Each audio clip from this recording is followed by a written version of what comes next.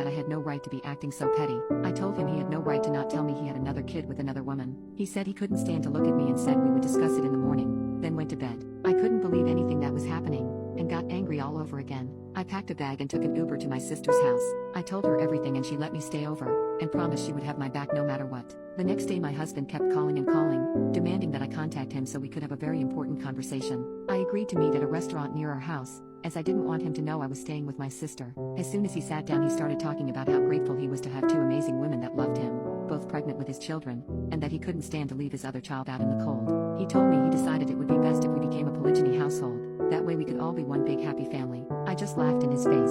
I told him I wasn't going to encourage his cheating and just be okay welcoming his mistress and her son into my home. He said it was his home too, and he had every right to bring home whomever he wanted.